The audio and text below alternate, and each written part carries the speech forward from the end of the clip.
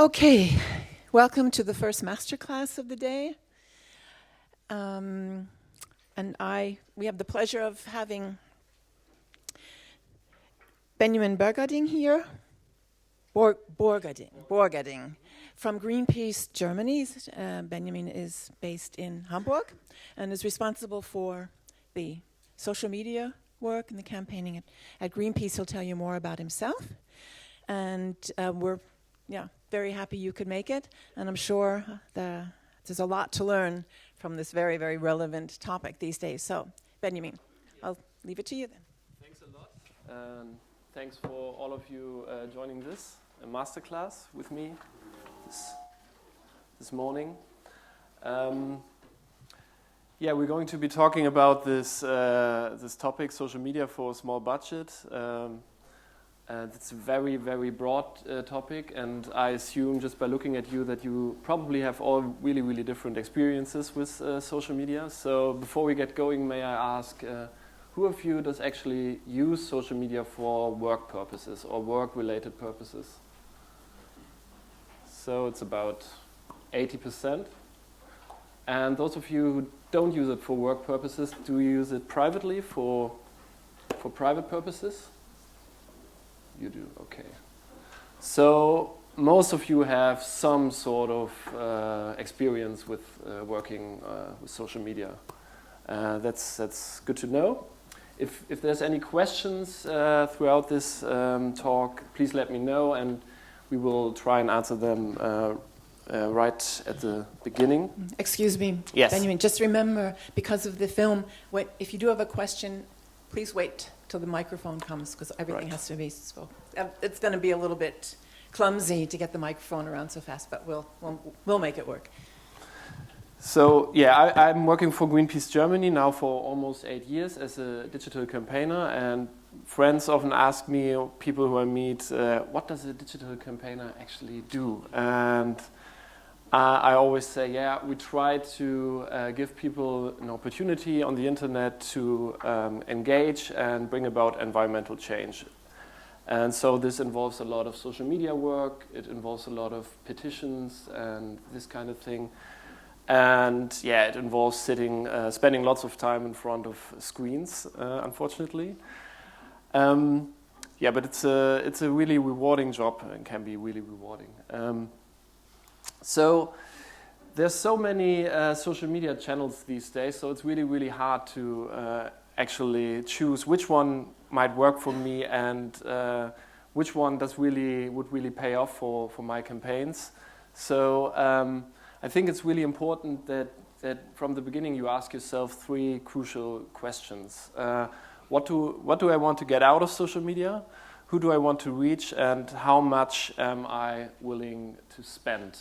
So if I ask you right now what you want to get out of it, what would your response be? What are you trying to achieve by using social media for work? Who wants to give it a go? To find money for conservation? Yes, donations, fundraising. That's a good point. Anybody else?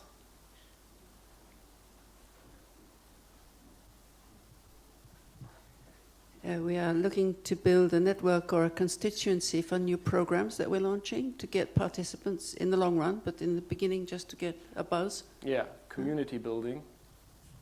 Mm-hmm. And of course, to get our message across to people who we don't reach on our classic channels. Mm-hmm. Raising awareness. So, yes, anybody else?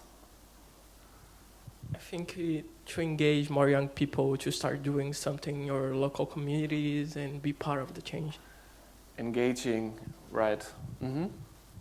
So these are things that you all just mentioned in a way. So you want to raise awareness, you want to make people aware of certain problems there are in the world. Of course, you want to do some fundraising with it. You want to interact with people, engage them. You want to further your campaigns and find supporters for your campaigns. And that's another point that might be also important for you if you have a bigger organization. You want to do something for the image of your organization. And all these things are things you can do on social media. Then the important question is, of course, who you want to reach, which target groups. And this is really important because the groups that you might want to reach, they all use different channels. They are all on different social media channels. So before you start with a particular channel, you should ask yourself, which one does really address, where can I really address the people I want to address? And then there's, of course, the question, how much am I willing to spend? How much money do I have? How much time do I have? How much resources do I have? And also, how much am I willing to spend emotionally? Because there are some networks that are much more emotionally demanding than others. So these days in Germany, there's in the Justice Department, they are currently preparing a law against hate speech, predominantly on Facebook. So when you look at comments on Facebook these days, there's so much hate, and it really gets to you when you are a community manager and you have to deal with these comments on a daily basis. That can be quite demanding emotionally. So this is me trying to put what I just shown you into a mathematical equation. I hope there's no mathematician around. But yeah, it's important to have the right goals, to be aware of your audience, and to look at the costs you have or you can afford. For us, it looks something like this. These are the social media channels Greenpeace Germany is currently using. If you want to call YouTube, which is this line here, a social media channel as well. And so we did this kind of cost-benefit analysis. So for us, the costs for using Facebook, for example, are quite high. It's very demanding. You have to put a lot of effort into community work, community management. You have to put a lot of work into creation of content. But it's, of course, such a big platform, and a platform that we can address all of our goals on, that it would be kind of stupid not to use it for us. But this is only for us. So it might be that in your organization or for your cause, you're not really dependent on using Facebook. So you might be more dependent on engaging with journalists, say. And journalists are much more you can reach journalists better on Twitter, for example. So this is something that is true for us. It might not be true for you, but it helps, of course, to think about this before you start any channel. And this in the last line, this is Snapchat. As you can see, Snapchat, that's a really, really new and young platform where really, I think the average age is about 18 or something. And we haven't, to be honest, really figured out how to use it effectively. But the costs are really low for us, so we can use it just once in a while. So we thought, why not give it a shot? Because this is for the US, but with Snapchat you have like a really, really high percentage of young people, and of course we want to address young people. We want to engage with young people as well for our causes. Most nonprofits in the US, this is use Facebook and Twitter kind of as a default network. Depending on the region in the world where you're from, Facebook might not be the predominant network. So this is probably true for most countries in Europe and the US, but it's not true for many countries in Asia, for example. Yeah, but just to give you an idea. What you have to keep in mind is always to think platform specific. So no platform is like any other. They all have developed different languages over time. So you cannot really use content across platforms like, okay, I mean, you can do it, but you should think about ways to use each platform in its own language. And as I said, there are different audiences for each platform. When you, for example, look at video, you will notice that videos on Facebook, they tend to be very short, they tend to be news-oriented, and it tends to be around events. Whereas YouTube videos, they are longer, the content is more timeless because people are able to search it, and it's more about people. Then there's this question that's also really, really a question about how much time and money you have, do I have original content or am I curating content? Curating content means you just take news articles, etc. from the internet and post them to your channels. So you don't need really original content that you're producing yourself. But if you run a blog, of course, or you have a web page, you have original content. Then another question would be, do I have the time and capacity to produce content that I can use then on social media to raise awareness for this content that I have on my blog or on my homepage? So that's an important question. And there are these kind of content plans that I found on the internet, where they advise you to maybe post 4 pieces of content from others, 1 reshare and 1 self-serving post, or another plan is like the golden ratio, 60% others content, 30% your content, 10% promotional. I think this is not really helpful, because I think what's most important is that you are aware of your goals, and each goal might demand something completely different. And it's always a question of how much you can actually afford, how much time you can afford. And I think what's really important is that you just say you spend a certain amount of time on social media and you try to make the best out of it. And it's always ideally that you use your own content mostly. So for different platforms, as I said, the need for original content is really different. So when you're using Instagram, for example, you basically you can't do without original content, because you have to upload pictures that you can't just copy pictures from someone else. So with this platform, you have to keep in mind that it's really important to use original content. Whereas other platforms, such as Twitter, you don't have to have own content. You can always just link to a newspaper article. But it's a big plus if you're adding pictures to tweets, etc. And with Facebook, ideally you have a high percentage of original content, but it's not a must. And it always depends on the size of your organization, how much time you have, etc.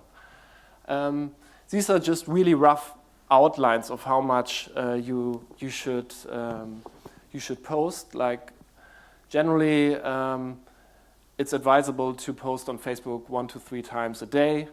On Twitter, something that's advisable would be like 5 times a day. But you always have to keep in mind that's not the whole work you have to do. It's also about Twitter, like monitoring your feed, and in Facebook, community management. And always this idea that you interact with other people is very important. Each platform has different kinds of dominant forms of content, and it might be that one or another platform just lends itself more to your specific campaign. Say if you're doing campaign work for the Amazon rainforest, then it's really likely that you are able to produce lots of beautiful pictures. So Instagram might be a channel that is more suitable to your needs, whereas when you're doing work on, say, renewables, it's much, much harder to come up with good and beautiful pictures for this channel.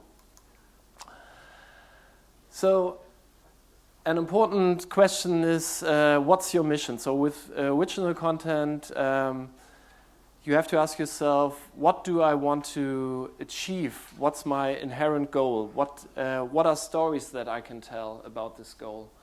And stories is always a big word. It's like a buzzword, storytelling, that's thrown around all the time. And this is not a storytelling workshop, but I come to that little later on. But you should always be careful to tell relatable stories that have people in it, like individual voices, which could be staff members of yours, which could be experts that you're working with, because they build up credibility. And then it's always important. Yes? Excuse me, can I just interrupt you, because I see people writing. We will have these slides. You'll give us the slides yes. so that we can, so you don't have to write down everything that you're seeing on the PowerPoints. And this presentation will also be on the webpage. They're filming this, so you can also check it out afterwards. So it's important to appeal to intrinsic values, why it's the right thing to do that you're doing. And when it comes to form, you should find a voice, set a tone, and establish a visual identity. So story is a really, really big word, as I was saying, and I find it always really, really hard to transfer this classical concept of story to social media. The classical concept is something like what Aristotle said, that stories always have a beginning, middle, and end. And with social media, you can never be sure that people actually see either the middle or they just start following you at the end. So it's really, really hard to tell the story in successive linear steps. So what I find more helpful is, there's also this distinction between plot-driven and character-driven, and social media is definitely more character-driven. So you have to figure out what kind of character you are. And for Greenpeace, this is taken from the Greenpeace International homepage. It's something like this. And the red words, they are like core values. So if you formulate or define a mission statement like this, which is really, really helpful because it can guide your further social media work, you can highlight words that are your core values in this way. And always remind yourself that this is something you want to get across.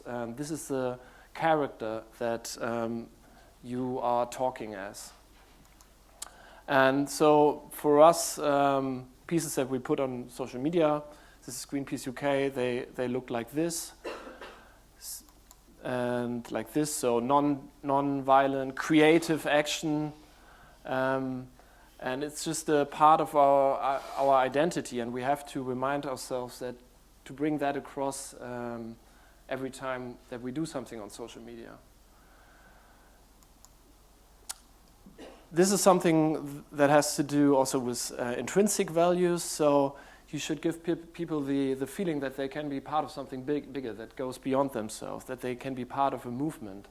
And it's much more sustainable, the engagement you get out of people this way. If you just ask them to do funny things, which can be helpful as well, that might work for a short time, but it's not really something that you can keep people interested for a longer time. And to really establish a bond with people, you should always try this sort of community building and making people feeling part of something much bigger. Are there any questions so far? No questions? Okay. Am I speaking too fast? No? Right, just... So, yes, the social aspect, the human aspect, of course, that's really, really important for social media. And there is this saying, I don't know who said it, but it's something like, small minds discuss people, small minds discuss people, average minds discuss events, and great minds discuss ideas. And I always thought, that's a really good statement. I always liked that statement. And then I paid attention to what I was talking about.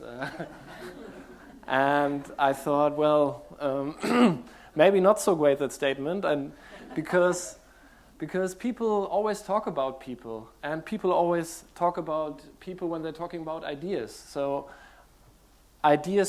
people carry ideas. Ideas are carried by people.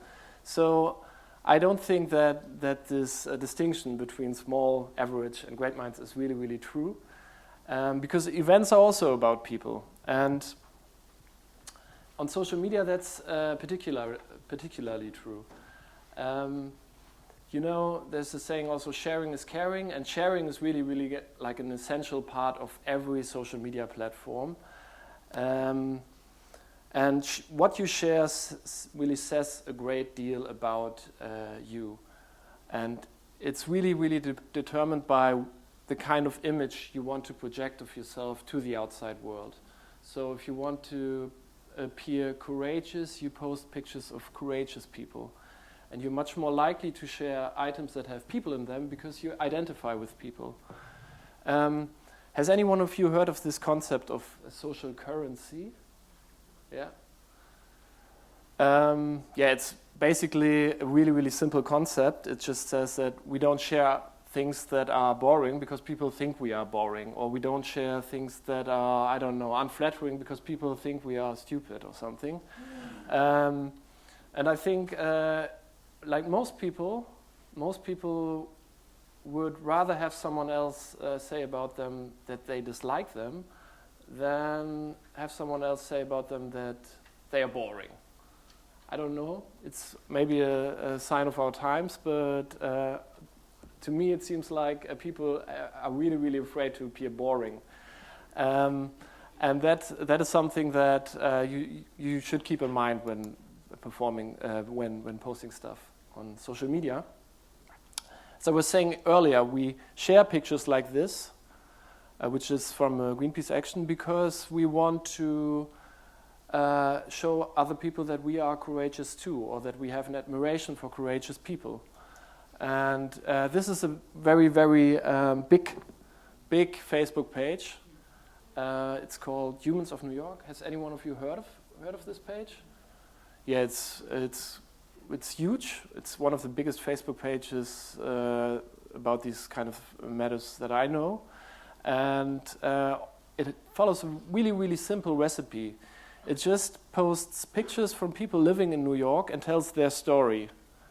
Nothing more. And yeah, as I said, they're really, really hugely successful with this. And the reason why they are so successful is because we identify with people and we share these kind of stories because we have empathy, and we want to show that we have empathy. We tend to really be more. We tend to be more engaged with ideas, or we tend to believe in certain ideas if the people that also carry them are people that we admire. That's a really, really basic concept. And that's why testimonials, as you would call them in marketing speech, like Leonardo DiCaprio in this instance, they work really well on social media. And it's a really, really common format on social media that you have famous people and a quote next to them, which led to this ridicule as well. And there's some truth in that as well. So it's a nice way to engage with people, but maybe once in a while you should also apply it with a little care as well. These are all instances that have to do with social proof. That's a really, really interesting human phenomenon. So when you see other people doing something, you instantly think, oh, that's reasonable. Maybe I try it out as well myself. So club owners or owners of venues in cities, they use this, and they artificially let people stand in a queue, although there's plenty of space in the venue. But because other people walk by and they see this queue, they think, oh, that must be interesting, and they stand next to the queue. And it's the same with practiced street musicians. They know that when people walk past their hats with the money in there, they are more likely to throw some money in the hat if there's already money inside. So what they do is they put some money in there before. And yeah, that's a very basic example for social proof. If you see someone at the corner of the street looking up at the sky, you think, well, there must be something there. So, and this is something that's really, really used by in social media as well. This is like probably the most famous example from recent years that kind of uses this mechanic. It was this ice bucket challenge. Has any one of you taken part in this, actually? No one? But a lot of people did. Bill Gates took part, and a lot of other celebrities, and they raised, I think, in 1 month, double the amount of money that they raised the whole year before. This campaign was also criticized because people were saying, yeah, well, these people engage because they are vain, they share these pictures on social media because it's funny, but they're not really like interested in your cause. But on the other hand, well, they raised a lot of money for the cause, which will do some good. So I think it's not that easy to answer. If I don't think it's really valid criticism in a way. But it's also it also has to do with the concept of social proof, because you see so many people doing it, you see so many famous people doing it. You think, well, yeah, I can do it too. Obviously, it's something that's the thing to do right now. So, some general advice would be what you offer on social media should be valuable to people. You can give them practical advice. That's advice for living. That can be mostly curated, so you don't necessarily have to put up your own blog post about these kind of advices. Intellectual advice, which would be insights and understanding, which also can be curated. Informational advice, that is like secrets, exclusive information. Emotional value, which would be happiness and also outrage, and giving people an opportunity to act on this, and self-esteem value. So these are examples for these kind of values. Excuse me. For practical value, that's one of the most successful things we ever posted on social media in the last year or so. It was just a page that we set up on our homepage that shows people how to use less plastic. So it's very, very simple. And we had really, really high sharing rates because it has practical value for people. And these kind of things get shared a lot. This is more some intellectual value. So you can use infographics like these to convey complex ideas and try to deepen insight and understanding into complex issues for people. They tend to work well on social media as well. This is an example for kind of exclusive information. This was a video that we did on palm oil in Indonesia. And it was showing how huge areas were destroyed for palm oil. And the reason why it was so widely shared is because people thought that they get some exclusive kind of knowledge on this mass destruction. And we are like showing people something that they haven't seen before. They would be in the know, so to speak. Just close this. Oh. Sorry about the noise. We're trying to get them to postpone it. They're on the roof. That's a lot of security you got here. And then there's emotional value. So again, this ties into what I just said, like with informational value. It's also a secret that we reveal.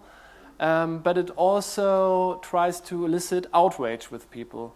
And it's very important to, when you do that, to give people also an outlet for their rage, to give them an opportunity to act on that rage. This is something that Greenpeace UK also posted last year. Or was it this year? I'm not sure, sorry. This is more something that might elicit happy emotions, of course. Animals are, if you're working with animals or you have pictures with animals in them, you probably have noticed that they tend to work really, really well on social media as well. Often the animals tell the stories as well. So they, what's the word, anthropomorphized or something. So we use animals to tell human stories as well. And this is something that's also really, really good for sharing. And that's what I said, self-esteem value. of course, we want to be successful ourselves. So if you have a success that you can celebrate, do it. So people are really, really happy to share successes with you, and success posts tend to be really, really successful. So this was about a sanctuary at Hawaii, a marine sanctuary.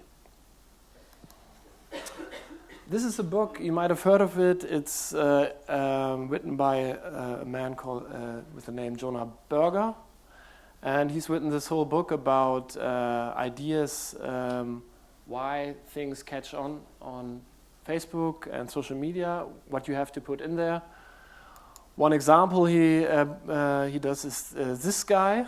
It's called Will It Blend, and it started off really, really like low value. There was just this guy, I think, and he was blending like crazy stuff in his blender. So it's an advertisement for this blender, and he was blending some electronic gadget, and it's really, really stupid in a way, but people really enjoyed it, watching that. And now it's a bit more high profile, and he's got this whole show, and you can see the production values are much higher. But at the beginning, it was just this one idea, and it kind of stuck out. It was remarkable, as Jonah Berger would put it. So you should try to find remarkable visuals for your work. Visuals? Other questions so far? Could you just explain the ice bucket thing? Okay, the ice bucket thing.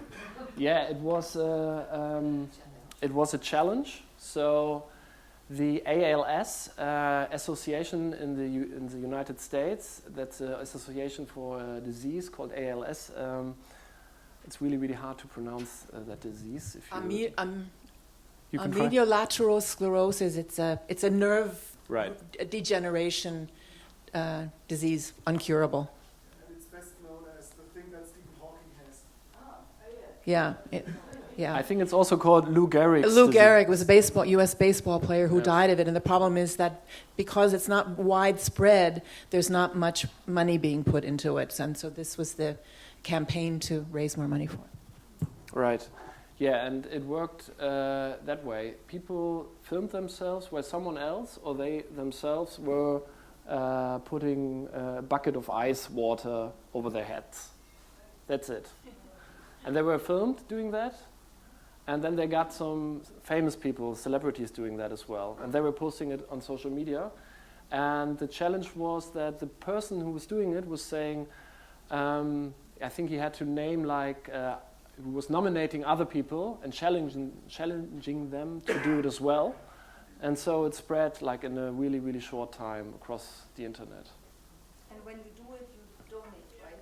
Right, you don't have to, but you should, right?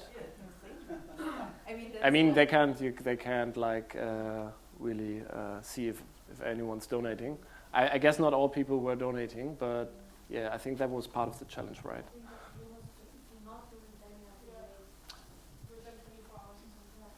You have to donate if you don't do it.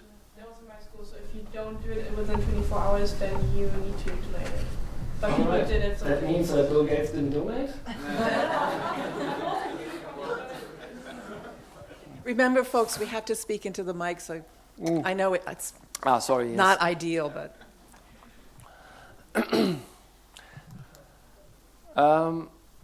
How many... have you just seen this? The ones of you who have seen it, how many of you would be able to describe what you just saw? A storm. A storm? A storm crushing a car? Mm-hmm. Anybody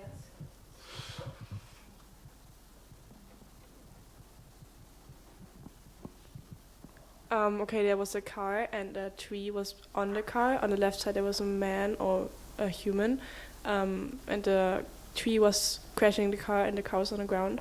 And I think it was a storm. So. Very impressive.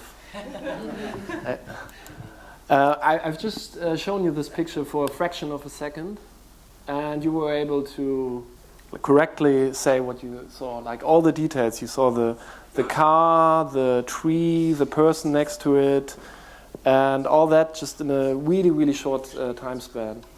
And not only that, probably the moment you saw it, some neural activity in your brain would have activated some regions that are responsible for danger assessment in your brain as well. So there's been a lot of stuff just happened like in this short time span. And that's why basically visuals are so important for your work, because you are able to process so much information visually, much, much more than you can with text. So if I wrote a text, first of all, I wouldn't be able to write a text that contained all the visual information that's in there. It would be like a whole library. And if I had just shown you a newspaper article that was about this, you would have taken much more time to read it, and you would probably remember less afterwards than just by looking at these pictures. So the brain is really, really hardwired to process visual information. Sorry. So, Your session is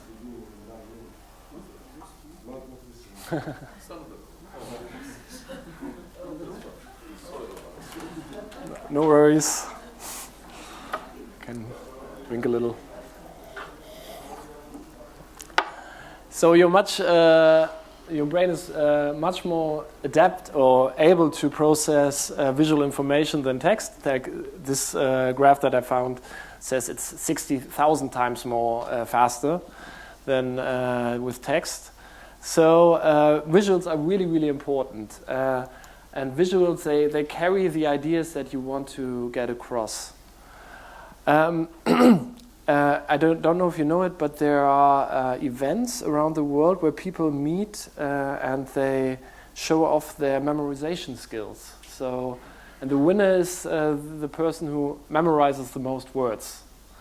So I think the record is, I just looked it up yesterday, 314 words in 15 minutes. So the person was able to look at words for 50 minutes and was able to remember 350. I think it's a woman from the UK. It's very, very impressive. And even more impressive, or not even more impressive, but still very impressive when you read about the techniques these people use.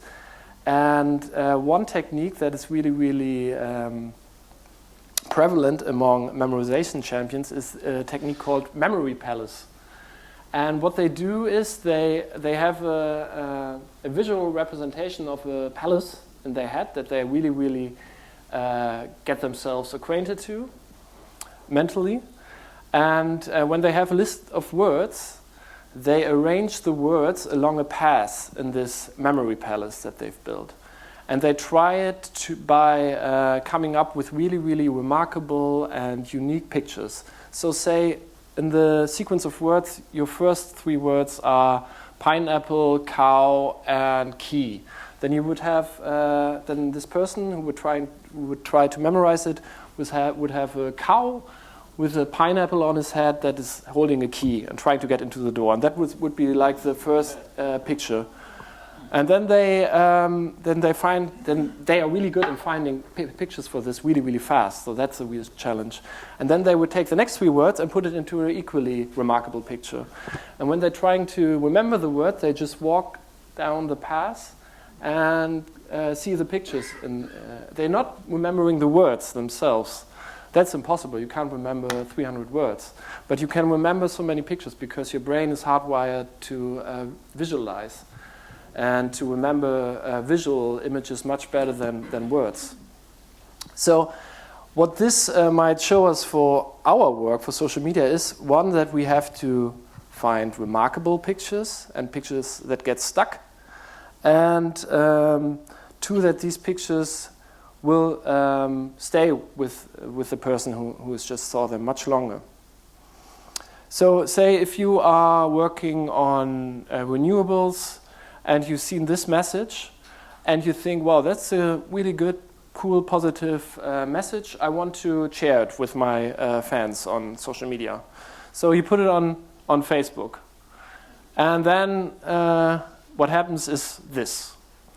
And obviously, this is not a really remarkable picture. So if you post it, chances are high that people, A, will not see it because it's not something that will be ranked high on Facebook's Edge rank, which we will come to later. And B, if they see it, they are not really likely to click on it and remember it as well. So what we are always trying to do is we're trying to find pictures that convey the message in a much more how do you say, better way, in a much more visually arresting way. So, for example, this would be a picture. It's not as remarkable as a cow with a pineapple and a key, but still it's much more remarkable than these wind turbines, of course. And then the next thing we would do is we put a message in the picture. So we try to connect the image with the message that we want to get across. Okay, this is, I just put this together before the presentation. This is probably not the best line that you can come up with, but you get the idea. And then when you post it to social media, you're using the picture that you've prepared, and you can use it for different kind of formats. For example, this is just a photo post, and this is a link post. It's different. So a link post is something that people are much more likely to click on directly, because when you click on the picture, you get to the news article. Whereas photo posts are something that, perform better on Facebook itself. So people are much less likely to click on the link that is up there in the captions. So if you want to keep the conversation in Facebook, so to speak, photos work better than these kind of link pictures. But if you want to make people actually click something and go someplace and read about something, then link posts perform better. So it's helpful for this because you have to, as you can see, you have to crop these pictures into the right sizes to acquaint yourself with these kind of style sheets. You can find them on Google just by typing in style sheet social media, and there are lots of examples. So you would optimize pictures for Facebook, etc., so that they also look good on mobile phones, which is really important because many people use mobile phones these days to access social media. Some general advice for visuals is that you should keep the message short and simple. I've taken some examples from the Greenpeace world as well, but I'm not sure if that on the left is Greenpeace as well. It's just, you can see what the problem is with the picture on the left. It's just much too much information. And of course, it's text, so it's really hard to access that information as well. So you should try to keep your messages really short and simple, and don't overload pictures with too much information. Then this is really important, and I learned this on one of the first Greenpeace seminars I went to, that you should try and speak the language of the outside world and not try to put your own language on the outside world and throw your own language at the outside world. So don't try to export what you are internally talking about on the outside world, but try to communicate in the words of the outside world. And this is, for example, what happens when you don't do that. You get this kind of weird mixture of images that are really hard to discern, and you don't just by looking at these pictures you'd have a hard time to say what it's about, right? I don't know. Yes, energy or CO2 something. So when you're looking for symbolic pictures, when you're trying to make symbolic pictures, which is always a good idea, you should think about, does the picture work on its own, or do I need text along with it to explain it? So this picture doesn't work without any text. You don't know what this is about. It doesn't really tell a story. They are using symbolic images like these eyeballs, but it's those are eyeballs, by the way, in case you were wondering. But it's hard to really know why. So there's no story in the picture itself. Yes? Question? No. I know that what Sorry. it's about. It was before the COP21, and in each country or like union has to intend their nationalities contributions to reduce CO2 emissions, and this is about it for the INDCs to the Paris Agreement. Thanks. Yeah, and that's something we always try to do as well, not to be passive, but always be active and present solutions as well, so be solution-oriented. Yeah, visual coherence. So, of course, people will identify with what you are posting on social media, and you can try to give your output a visual coherence, a visual identity. So this is what our Facebook photo posts looked like in April 2015. And then 6 months later, we made a change. So we were trying much harder to have a more consistent visual identity. And it can help just to define color patterns and also define certain formats that work for you, like this quote format where we have an expert with a quote next to him, and put your logo, if you have one, somewhere in the picture as well, and just to have more visual coherence in your overall Facebook and also Twitter and social media appearances. So yeah, basically what I just said, that you should try to brand your visual content because it forms your identity. And of course, for many of you, the question might be, where do I get the pictures from actually? Because we don't commission photographers like a big organization like Greenpeace does. For you, there's always the possibility to go to, it's not Google, by the way, it's Google. To use Google Picture Search and filter for license-free pictures, and there are stock photo libraries as well that you can harvest for pictures. And they are surprising. Sometimes you find surprisingly good pictures on these kind of free photo libraries. So this is just a list of some of these stock photo libraries that you can use. And there are also tools, free online tools that you can use to edit pictures. One is called Canva.com, which is pretty great, and another one which you can use for producing infographics as well is called Infogram. It's advisable to collect figures and facts that you can then use later. So don't post everything you have right then, but collect, and we get to this point, organization of content, a little bit later as well. Excuse me? Yes? Just a small advice on free picture stuff. Apparently everything that American national agencies publish on the website is public domain by default. So yes, NASA, for example. For example, NASA or the National Park administrations. So if you're looking for nature pictures or animals, this might be a good source as well. Yeah, great.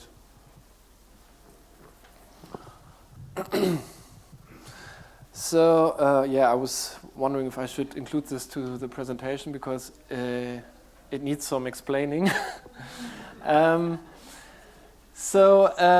is I just leave it out. Sorry. It's just too hard to, it's really hard to explain. I was trying to explain it to an imaginative audience in the shower this morning, and I failed, so I'm not trying to explain. Well, okay, I tried. Give it a try. You're wondering how to save some time and money, and the way to do it is to run scripts or run templates. That means you build something that you then can later use and use used to save time, but you have to invest some time at the beginning to build it. And so what this says is the geek way and the non-geek way, right? So if you're a geek, at some point you get annoyed with the process because it's just strenuous. Then you build a script that automates processes. And from then on, you don't have to spend any more time with processes. And this is the point when you lose, when you win against the normal process. Is that? I don't know. Okay, thank you. So, and we tried to do something similar. We created templates for successful formats so that we don't have to do it every time again. So when I do a picture like this, I just open Photoshop and I have this template ready where I can just put in a picture, and then I can just fill out these spaces with the text. And also for this myth and facts template that we have. So it kind of makes you working much, much faster, and you save a lot of time and money then. So you just have to maybe invest some at the beginning to make these templates, but then later on it really, really can help you. And it also helps you to establish certain formats. So that would be advice, just to create these templates and then save time and money afterwards. Especially for successful formats, like what I just shown, these inspirational quotes, which is like a really, really typical format for Facebook. Also these success posts and something for facts and figures, for example. Yes, so next talking point would be videos. Videos are really, really like probably, I don't know. I wouldn't even call it a trend because it's just at the moment, or it's been going, at least this trend has been going on for a while, if you would want to call it a trend. So this is something that Mark Zuckerberg, Mark Zuckerberg said. We're particularly pleased with our progress in video as we move towards a world where video is at the heart of all our services. And when you look around Facebook, you really, really notice how important video is for Facebook these days. So yesterday, actually, I was scrolling through my Facebook feed, and I was looking at a video, and I got stuck, like you do when you scroll through Facebook. You see a video, find it interesting, look for a few seconds, and then you keep on scrolling down. And then I was looking at the video, and then I scrolled down, and I noticed that the video got stuck on the left side, and it was coming down with the scrolling, so I couldn't stop looking at it. And I didn't notice. It just took me. I just kept on scrolling down, and I kept looking at the video at the same time, and it took me it was really, really subtle in a way. And so they're getting really, really good at promoting videos and making videos more visible. Is that Donald Trump?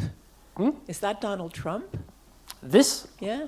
No, it's Patrick Stewart, the actor. It's a video put up by The Guardian yesterday. Yeah.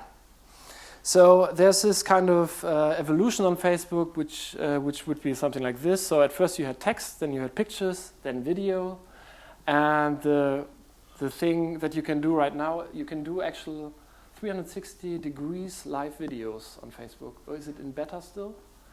At least, but it's something that you'll be able to do, are already able to do, or will be able to do shortly. And that's crazy, I think. But it's also a great opportunity for you, because these 360-degree cameras are surprisingly inexpensive, I just noticed, because we bought one. I'm not endorsing any products now, but you will find that you can find really, really cheap 360-degree cameras. And I would advise you to think about if you can use it for your campaigns, because there are different ways that you can use them. And this is not a 360-degree video. This is a live video, but this is also something that you can do really, really on a low-cost basis, because you can do it with your smartphone, basically.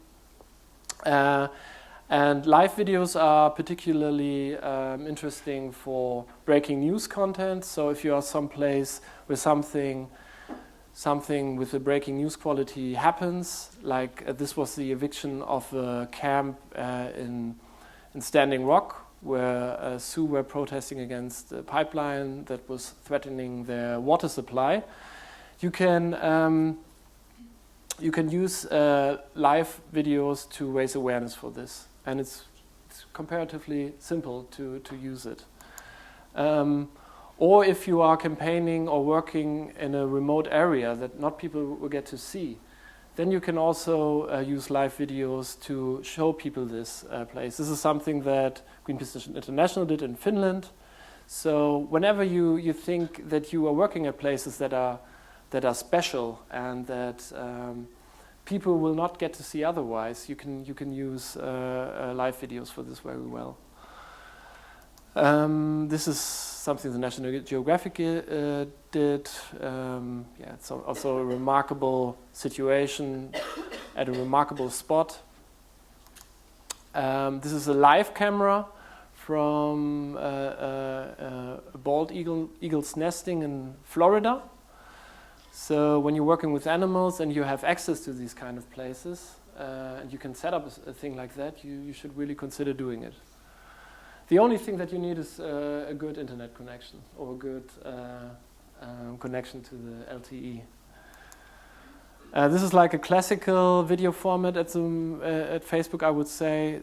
These kind of news formats where you have text always in the picture, where you really need the text as well. So one of the most successful posts we did last year was a video from a piano player in the Arctic. He was playing in front of icebergs. Has anyone of you seen it? Some of you have. And the funny thing is that when you look at the statistics of the video, you notice that 85% have watch it with the tone switched off, so muted. And it's all about the sound, because he's playing piano. And so you should, when you can, you should always think about adding subtitles to your work. And you will notice that, like in most Facebook videos these days, there's always subtitles, and it's really important to think about that. This is an example for a 360-degree video from Doctors Without Borders. They did this in, I think, in Burundi. No, in Tanzania, sorry. And so for issues where you want to really encourage compassion with your cause, and especially for human rights issues, these 360-degree videos are really helpful to put people in the perspective of those people for whose plight you want to raise awareness. Have any of you heard of the term immersive storytelling? That would be something that ties into that. So with immersive storytelling, basically what you do is you use this technology like VR sets and 360 degrees video to put other people in the situation of someone else. So say you want to raise awareness for the refugee crisis. What you could be doing is with a VR set and 360-degree video, put someone in the refugee boat. And experiments with people have shown that participants show a much higher empathy and compassion towards these groups after they've been put in this situation. And as I said, like these 360 degrees video cameras, they're getting cheaper and cheaper. So if you're working on human rights, and if you're in places that are so far off the map from so many people that you are reaching, you should consider using 360 degrees videos if you have the right subjects, the right topics for it. So at this point, I would like to ask you actually, could you come up with any ideas for 360 degrees videos for your campaign from the top of your head, or do you think that's something that you couldn't really use for your campaigning or for your work? I'm not sure if I understand correctly how it works. So you film actually one time around you, or because I think I have never seen one. So what do you do now when you click on the Facebook video? Then you can see all around, or yeah. Yeah, it's the cameras. They have like more than one lens. So they have these fisheye lens, for example, on each side, and they do a surround view of you. So. And as a user now, I can click to all directions of this video, for example. I can go left and right and, okay. So you can see here, this is in Facebook.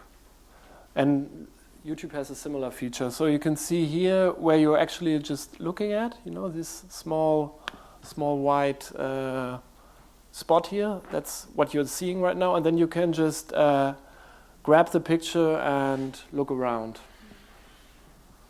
And so, this is with a VR set. You can also put on the VR set, and then you have really like the sense of being there. You cannot move because the camera doesn't move with you, but it gives you a sense of being there, much stronger sense of being there.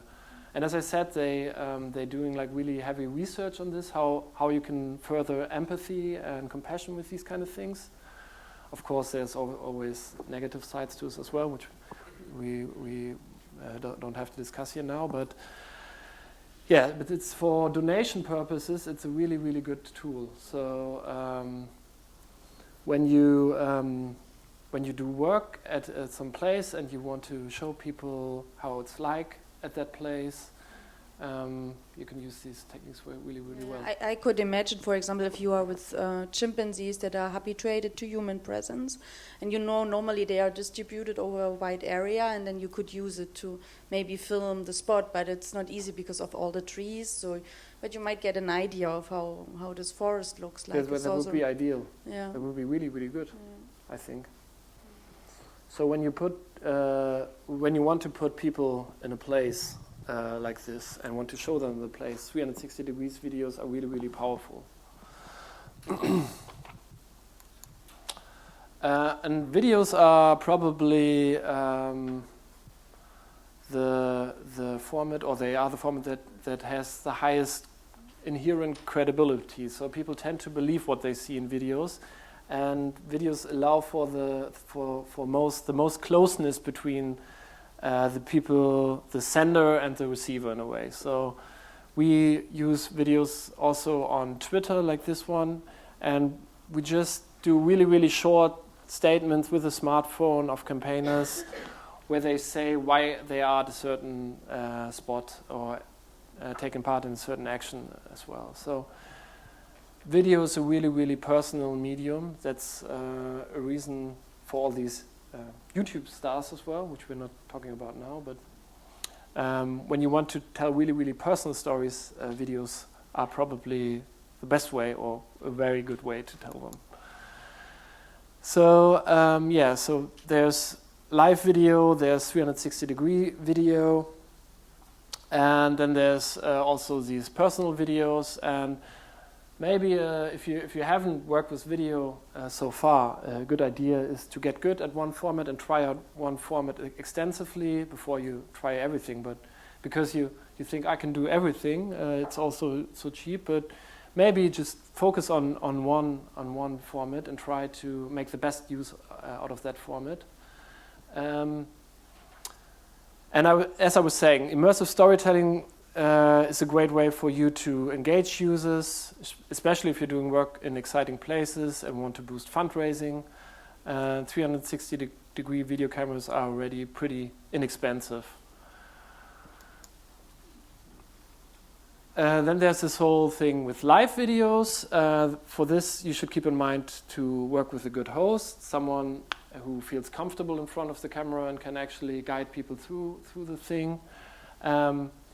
It's always great if you have some sort of storyline that you know about in advance. For example, you know something really, really big is happening in 15 minutes. Then you would start the live video maybe 15 minutes earlier. So you have this kind of building up tension in the storyline. So I called it climactic high noon story arc. So something like that. To have a breaking news narrative is also great. So, like in the example at the Standing Rock camp. And then there's this interactive Ask Me Anything format. That's something that's done a lot on Instagram, for example, where people just post their question live on the video and the person in front of the camera is answering these questions live. It's important that there's something happening in the videos. The live videos in particular shouldn't be too short. And you should, in advance, you should check if you have a good connection. And especially tricky is sound sometimes, especially if you're moving. The wind, like in the smartphones, the sound is not so good. So you maybe have to consider buying extra sound equipment that you put in the smartphone. And you should, of course, feel comfortable when you're in front of the camera, especially with these personal stories. Copy, so text, with copy I mean text, writing, etc. This is not writing exactly, but the reason I'm showing you this is I want to introduce the concept of informational shortcuts that I came up with. So emojis are a really, really smart way to convey complex information really, really fast. So say you want to convey this. But you only have 140 characters in Twitter. What do you do? What would you do? How would you put this much, much shorter?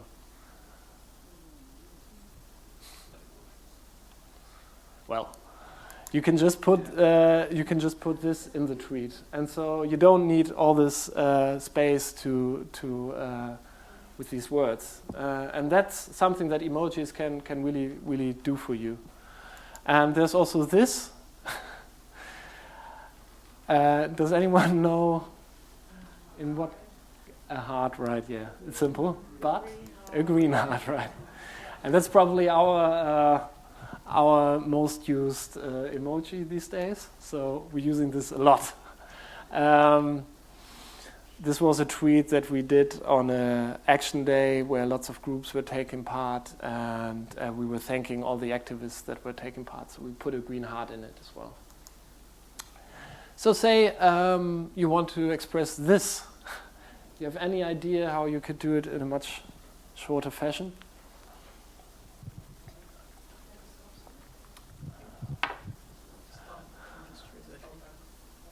Yeah. Okay. Yeah.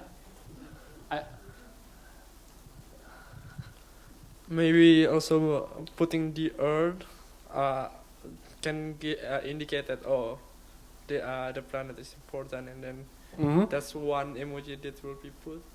Yeah, that's also possible, probably. But I was a bit mean with this one, because there's this hashtag that you can also use, and hashtag also work as informational shortcuts. So especially when they're established, just by looking at a hashtag, you get the sense of what they're about. And I noticed that in a Bild, which is a big German tabloid, in the Bild newspaper, I just noticed that they used a hashtag recently on the front page. Keep it in the ground, yes. Very good.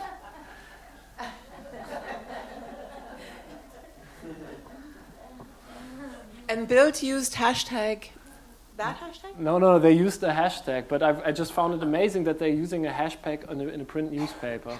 But this whole format, like just putting what's it called? The Raute in English?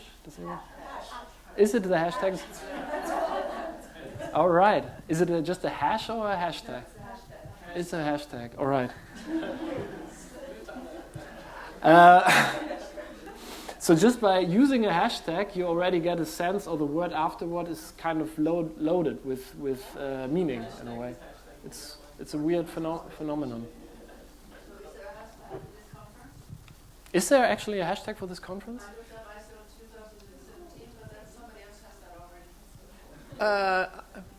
ICEL 2007-2017 is somebody else is using? Okay, I have to check on that. I'll report back.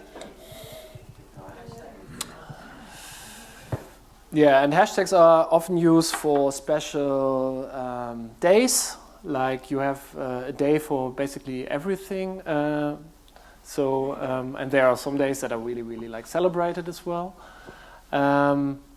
So this is also a day that is celebrated once a year.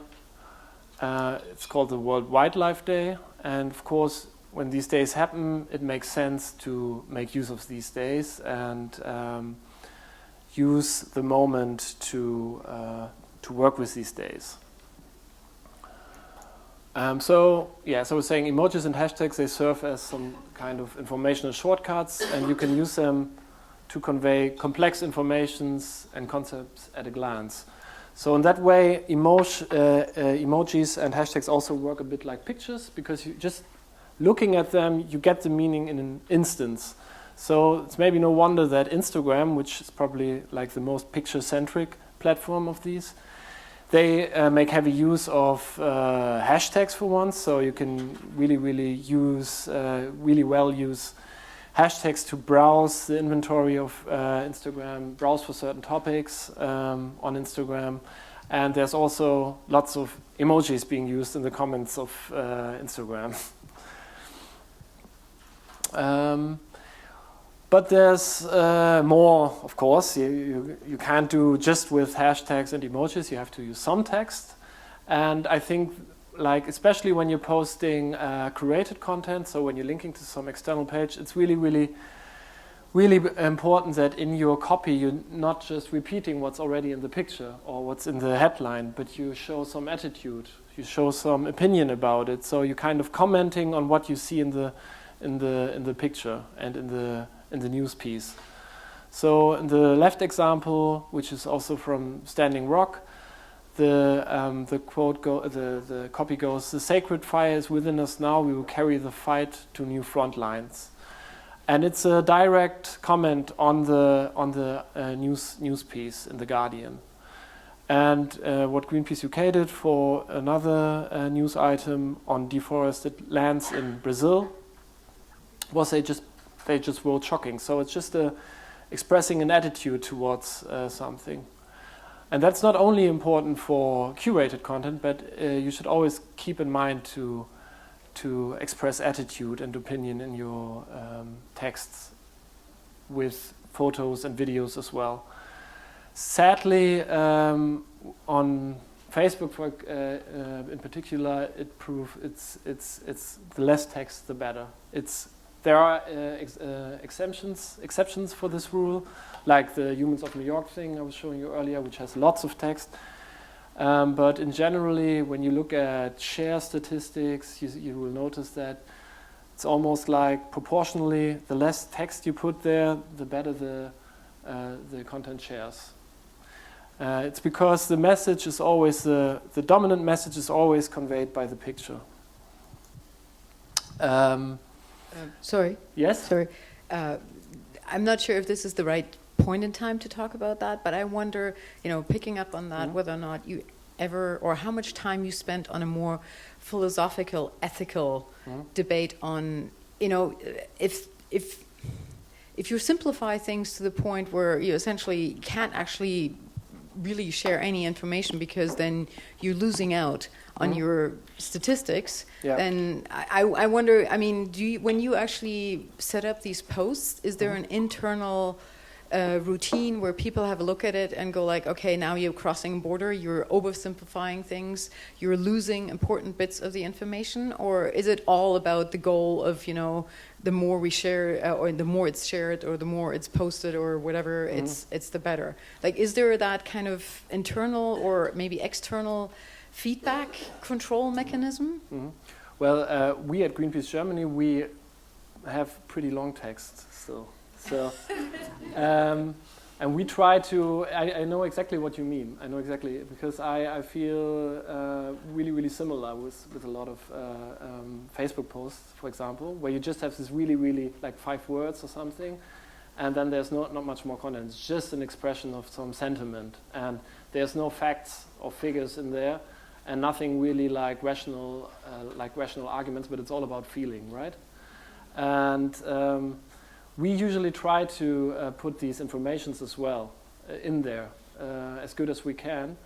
But yes, this advice I'm giving you, the less copy the better. Of course, that sounds a bit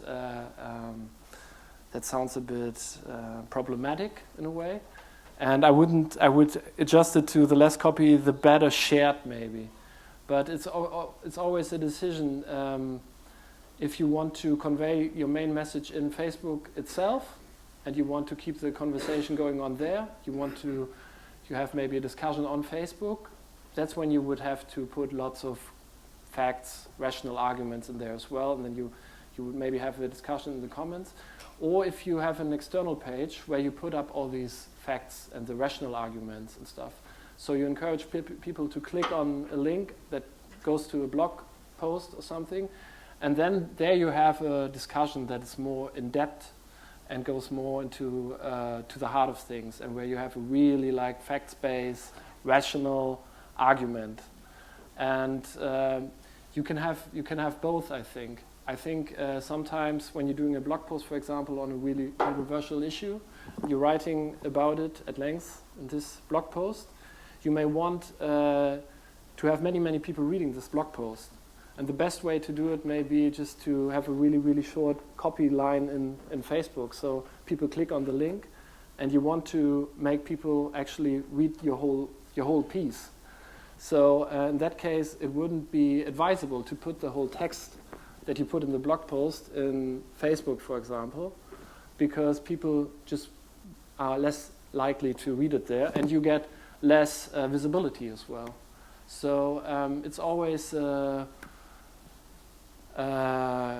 you always have to ask with every piece you're publishing how you want to do it, right? So there's no one-fits-all answer to that, I would think. Sorry, if I can just comment, I agree, and I'm glad that you were saying that, but I just think generally I would encourage this community as a whole to actually think about additional things that go beyond, how often is it shared, because I think in this kind of age of misuse of information, alternative facts, and what you want to call it, I think just sort of going into this race of who gets the most shares and who gets the most clicks without actually including the relevant information for people to inform themselves and actually, have a way to judge whatever are the facts, I think is really dangerous. Yeah, I totally agree. I mean, I really think that you should think about that. You should think about the kind of impact you want to have with a certain thing you post on Facebook. Definitely. And I wouldn't say you should always do it like this. So it's different for every purpose. So it's different for the kind of goal you're setting out to reach. It's also different if you want to raise awareness, if you want to do fundraising with it, if you want to maybe engage people and get lots of signatures at a petition or something. So for all these kind of goals you have, you would weigh what kind of approach would be most appropriate. And if you don't feel comfortable like with just posting an emoji and a short hashtag in your Facebook post because it feels kind of too simplified, and you don't have any external content that you link to, then you shouldn't do it, for sure. Actually, exactly to that point, I was just attending a conference for the last 2 days, and we were discussing how to spread the information about more renewable energies and how to convince politicians and there was an interesting discussion, and I, coming more or less from science, I totally agree that it should be fact-based and. But I think we have to be aware that gut feeling is stronger than brain feeling. And if our opponents are using the gut feeling, which is not fact-based, but we always try to do fact-based, we will lose. So, we can discuss that on a long way. It's hard for me also to find that, but we really have at least to think about it. Because at the end, we would like to convince people, many people, the basic politicians, at an end to make things happen. So it's a complex discussion. So fact-based. That is my world. But it was astonishing for me to hear the arguments and to think about it. So. And I think Donald Trump wrote the book on that, right? He's just the gut feeling guy. No facts at all. Do you want to live in a world where everybody operates that way? Oh, of course not. No, we don't. Some people do. There's this really good research done by a professor called something Lakoff in the US, who was looking at how, exactly what you were saying, do people listen to facts or do people listen to emotion, gut feelings? And it turns out, to an extent, everyone is more prone to gut feeling. Even people where we would say they are more prone to facts, because it's always some sort of value system that is informing your reaction to certain facts. And so we could, that's a whole different discussion. So we can talk about that later, because I've just attended actually a workshop with Elisabeth Wehling. She wrote a book called Political Framing, which I can really recommend. And it was exactly about this issue that you were just pointing out. All right, that being said, so with copy, you should be, it's the third point here, be very aware of framing. And because you don't have so much copy on social media, usually you should repeat the words that you want to get stuck. How late is it, by the way? Okay. You can use these informational shortcuts like hashtag and emojis to convey complex emotions. And when you post curated content, you should show some attitude. So let's talk a little bit about fundraising and engagement. I'm not a fundraising expert, so unfortunately I cannot really tell you that much about fundraising. But some things I can tell you is that it's always a good idea to give something to people, create an obligation or sense of obligation if you want to get something in return. We noticed that when we were issuing this Fischratgeber, which is a brochure that tells you what kind of fish is okay to eat and which is not okay to eat, that when people were ordering this for free on our homepage, afterwards they were much more likely to donate for us. That's not a big surprise, and we didn't actually give away these brochures so that people would donate, but it's an effect that we had. So people were ordering this for free, and afterwards when we sent them emails and asked them if they wanted to donate, they're more likely to donate. And it also works the other way around. What lots of organizations do is they feature donors, or they highlight donors on their social media pages. So we don't do it at Greenpeace, but it might be some way to show love and thanks to donors and maybe encourage other donors to donate as well. This is, I just put in the presentation to show to make you aware that in Facebook you have a chance to just implement a really simple donate button. So it's more like a pull than a push approach. So people go to your Facebook page and they may want to donate, but you don't force them to donate in a way, or just you don't put these donation asks in front of them all the time. But you wait for people to donate. So offer something, get a reward, or reward donors with social media mentions is an idea. You shouldn't, especially on Facebook, overdo donation asks, because then people will just ignore your posts and switch them off. And you can always look for ways to maybe use a pull and don't push approach. Benjamin? Yes. You said you're not a fundraiser, but do you folks have any statistics on how effective those donate buttons are? We don't have a donate button. Ah, okay. For complicated reasons. Yeah.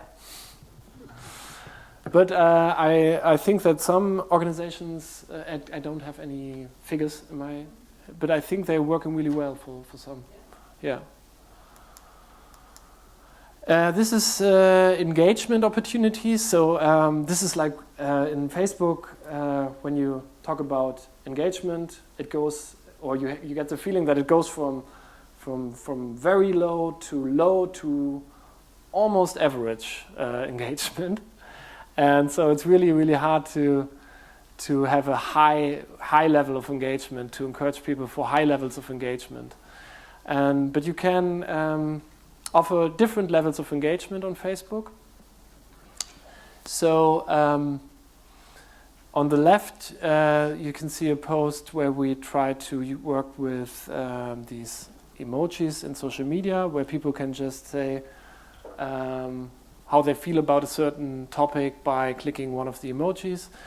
On the right page, that's a little bit higher in the engagement ladder. So we asked people to post this picture on our opponent's page. In that case, that was McDonald's some time ago.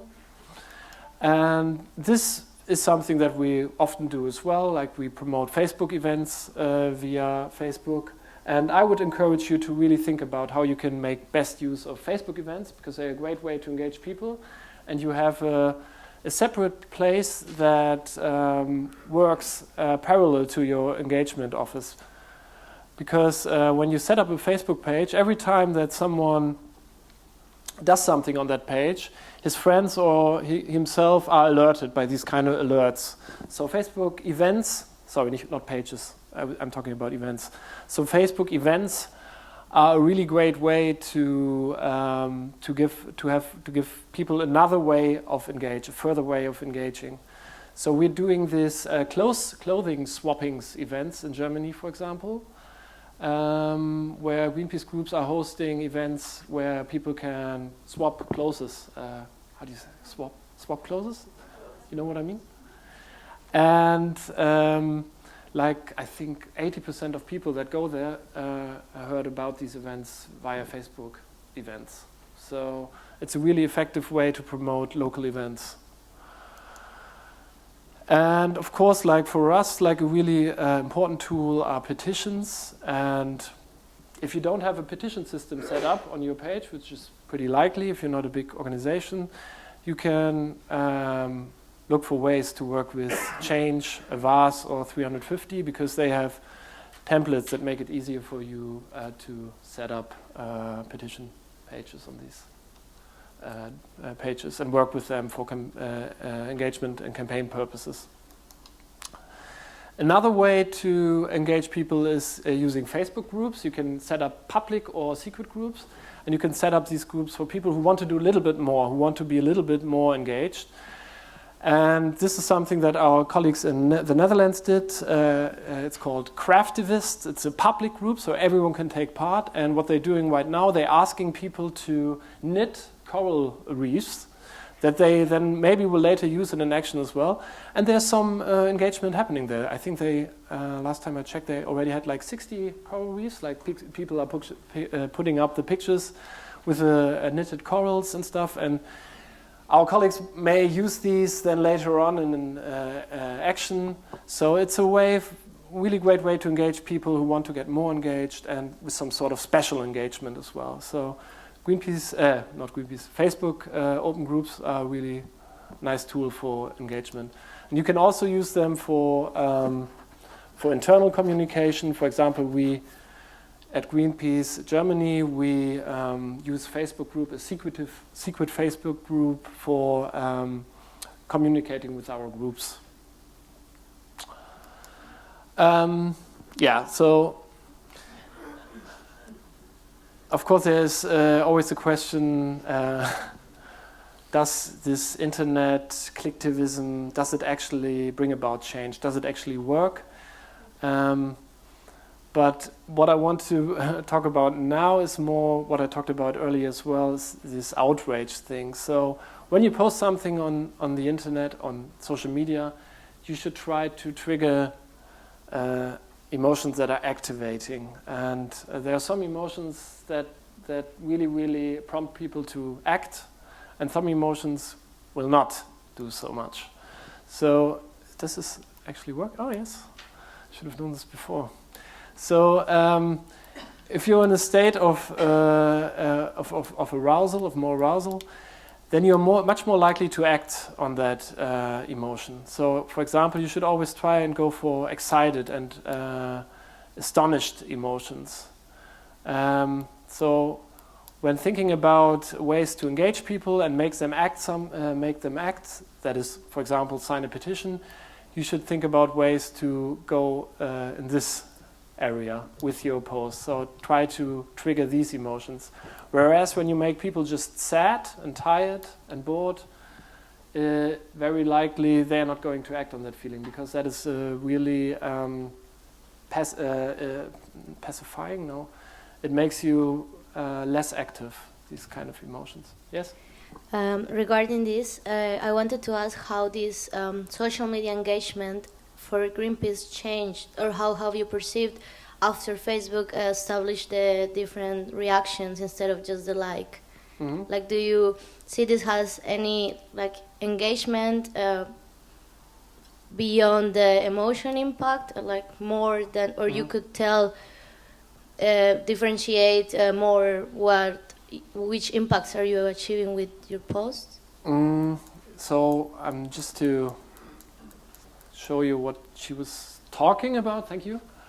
In Facebook, like for a year or so, or half a year, you can now use emoticons other than the like button. So you can also love a post or love anything.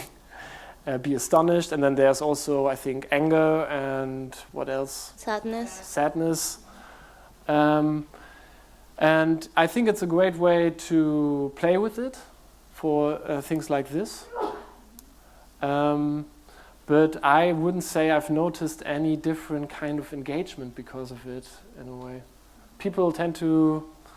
No, I don't think I've noticed that. I think it's just a great way for you to be more engaging, and also to post maybe content that lets people express an emotion other than I like, right? So if you're posting content that is more outrageous than just likable, people might, before they felt, oh, I can't really click I like on this post. So now they're able to express their outrage in a more appropriate form. So I think it has been helpful for campaign work, probably. Yeah, because in my opinion, in the last year's election political campaigns of all over the world, I think this has really generated or showed polarization more than because you can already see how many people are liking it, how many people are loving it, or how many people are angry, and then you can it's leading people toward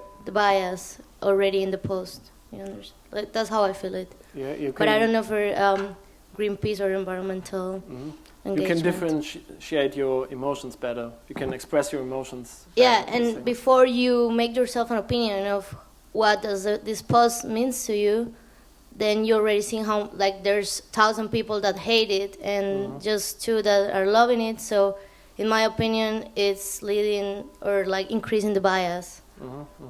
Okay. Yeah. Thank you. And I actually read, I think yesterday or 2 days ago, that Facebook is actually now thinking about implementing a dislike button. Yeah, so lots of people were always saying, why is there no dislike button? Apparently there's going to be one pretty soon. Yeah.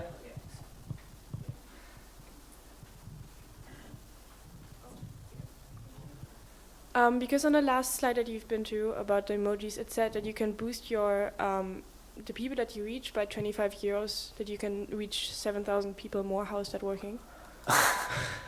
Just asking because it says on the left side down there.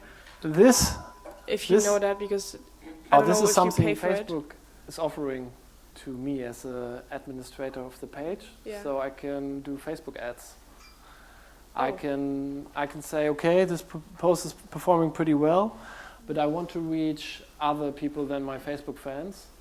And then I say, okay, I spend $500 or euros or whatever, and promote this post so that people other than my Facebook fans are going to see it. And with Facebook ads, I can say, I want to reach a certain target group, so I can say I want to reach people that are interested in, say, mobility, for that it would make sense, or in bicycles, I don't know.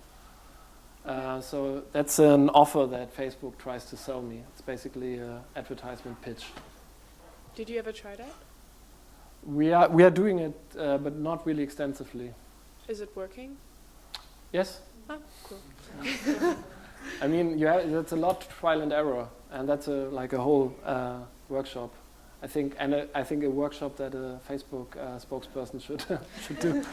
So, but yeah, it's working more or less. Yeah, but that's a really really big topic. Yeah. Cool, thank you.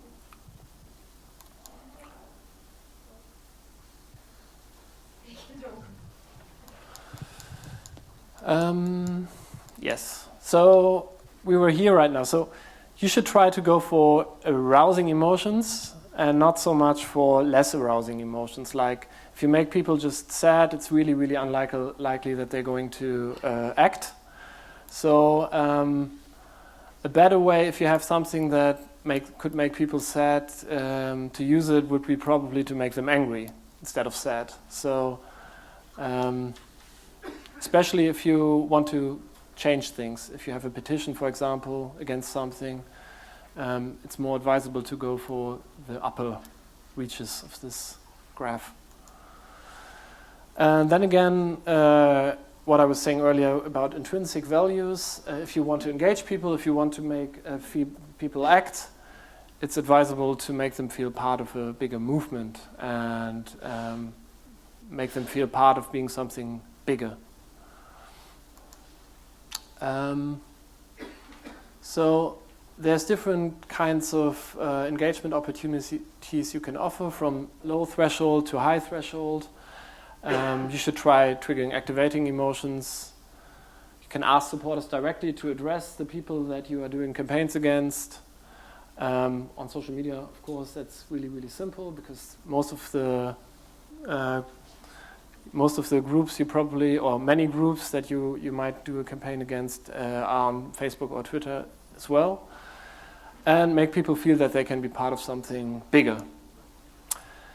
So yeah, this is now a really different thing. That's more. It's going to be more technical. I'm just. Oh yeah, we don't have much time, so just go through this. I just go to this really, really quickly. So you should think about, if you're not doing much social media work at the moment, of developing some sort of routine for it, reserving maybe a time slot for it in your day or in your week that you do social media work. It helps. Usually it's like with everything, discipline always helps. And should always think about time spending for community management as well, not just posting content, but also engaging with your supporters. There are tools that you can use for this, like Hootsuite or Buffer, that help you to schedule content. They're also for free. And maybe if you're a bigger team, you can also assign roles and responsibilities. So one person, say, is responsible for one channel, another for another, and maybe one person is more responsible for answering questions and answering comments, and another is more responsible for posting content, always depending on if there's more than one person. So, yeah, this is another funny a cartoon I found on the New Yorker. So this is something I wanted to show you because it gives you a good idea how important it is to have in mind when certain subjects are being talked about, and that you can maybe benefit from this kind of knowledge. So I was using Google Trends to look for these words, fish and lachs. Lachs is salmon. So as you can see here, it's a time span from 2012 to 2016. There are peaks when people talk about these things more than they usually do. And when you look at the times when people talk about these subjects, you will notice that it's Christmas and Easter So that's times when people start eating more fish. And so when you have something to offer people with regards to that, for example, our Fischratgeber, which I was talking about earlier, you would think, okay, maybe now is a good time to promote this kind of content to people, because people would be more interested in this kind of content right now. And there are tools that you can use to find out how people think about certain topics that you're working on. For example, this tool, it's called Answer the Public. It's really, really, I think, pretty new. And you just type in a search word, like trees in this case, and what it does, it shows you all the kind of questions that people ask on search engines when it comes to trees. So this helps you to get a sense of what people interests you with this topic. So it's a good way to get an idea of what kind of content might be useful for people. So yeah, Uber Suggest is also another tool. Answer the Public, which I just shown you. Google Suggestions, they all help you to find important keywords and questions for your subjects. And with Google Trends, you can then find out when people actually talk about some topics. You should talk about what's currently happening. So Facebook is ranking breaking news content much higher, for example. And on Twitter, on the left or right side, you always have trending hashtags. You can see what's currently happening and jump on the debates. And there's this list of days of the year on Wikipedia, which might be helpful if you want to plan in advance for days that come up. And you Google Alerts, where you can set up an alert to inform you when a certain topic is in the media. It's also something that you can use, but don't overdo it, because then you are flooded with Google Alerts emails. Well, I think we should come to an end. I'm not through with my whole presentation, I'm sorry, but we had some talking, and maybe you can have a look at the rest of the presentation, because it's going to be available for all of you. And you'll be around for the rest of the day? And I'll be around. Okay. Mm-hmm. Super. Thank you. A big round of applause. Thanks so much. I think that was very informative and also interesting and amusing, so I think everyone enjoyed it. We have now sorry to cut you off, but we have a really tight schedule. So we have now a coffee break outside, and then the next masterclass begins here in 15 minutes, 20 minutes, and the presentations at the same time down the hall. Okay, thanks again, Benjamin. Hi. Hi. Ah ja, du kommst mir irgendwie bekannt vor.